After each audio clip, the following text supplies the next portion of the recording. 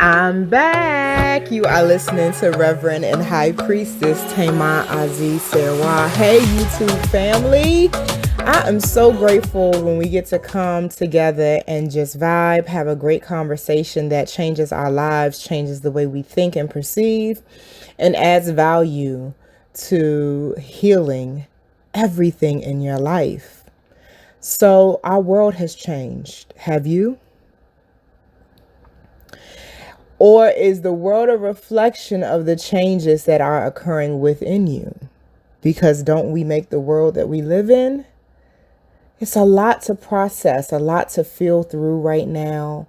I pray that you are finding ways to continue your self-care and anchor yourself and be grounded while we go through these changes in our lives.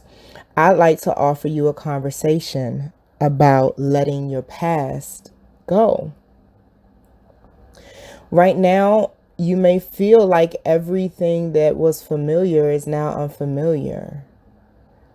All of the major things that we thought were sure, our religions, our economies, our principles and values, everything is not what we thought it was. Your spiritual practice has to change. How you circulate your money has to change. How you eat, how you sleep, how much time, your daily schedule. The one thing that is inevitable in this world is change. And the refusal to change will create unnecessary suffering. Learn to be fluid. Learn from the element of water.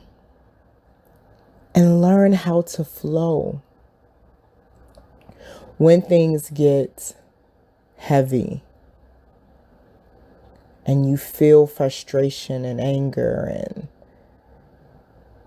depression and other, emotions that are a little heavy, breathe. Breathe. Your breath is the reminder that Spirit is real and spirit is in you. Breathe. And then ask yourself, what about this experience do I wish was different? And how long will it take me to accept that it is what it is? See, it is the wishing that it is different that begins to vex you, because there are going to be moments in your life where you are completely out of control, and you have to accept and allow and practice the art of surrender. So yes, it becomes heavy when your plan doesn't work and you're attached to your plan. You're not adapting and being open to the reality that your plans may need to change. You may have had a plan for 2020 and 2021, and you're realizing that your plans must change. But why does it sting so bad? Because of your attachment to your original plan. Because there's a piece of you that wishes it was different than what it is. This principle applies to every area of your life. As long as you keep wishing that your spouse would be a different spouse than what you have, how are you going to learn to relate more deeply and become more intimate with the spouse you do have right in front of you? It is the in-between space between what you desire and what's in front of you that you have to become a master of. And this will cultivate emotional discipline. It'll make you get still and become very mindful and intentional about how you will interpret what you are experiencing. Everybody gets to be human and divine at the same time. I'm not saying you should not feel what you feel. I'm asking you to make a decision and create a plan around what you will do when you feel what you feel. What has given me peace and preserved my peace is accepting what's right in front of me. Because here is my higher truth that I stand and live every day. No matter what life knocks at my door with, I will answer. Because if it shows up at my door, I am equipped to handle what presented itself. If a fight existed, it is a fixed fight. Nothing in the universe wants you to lose. Nothing in the universe wants you to fail. How you see it is how you will experience it. And nobody can make your mind up for you but you. So now let's look at your energy management.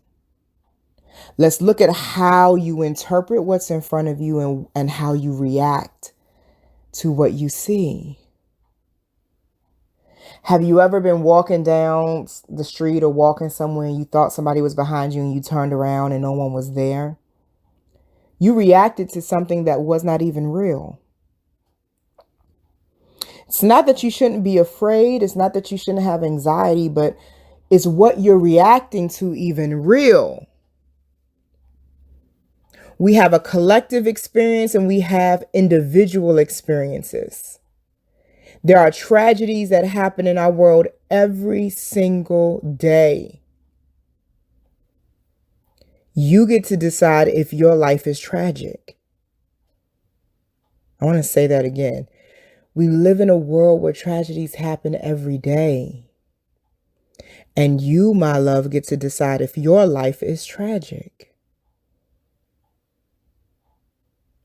I was just having a conversation with a wonderful friend of mine, and he said,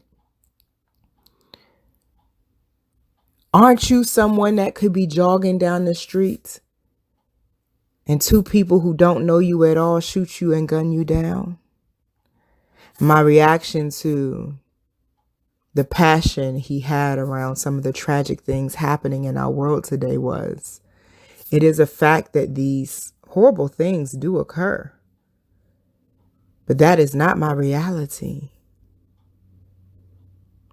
You can be empathetic and compassionate and present to what's happening around you and still stand in your truth about what is allowed in your life, in your experience, and in your value system. And if you needed permission or you needed a framework to understand how to reconcile what you see while simultaneously standing in your truth about who you are, here's a blueprint. Acknowledge, recognize it, see it, react to it.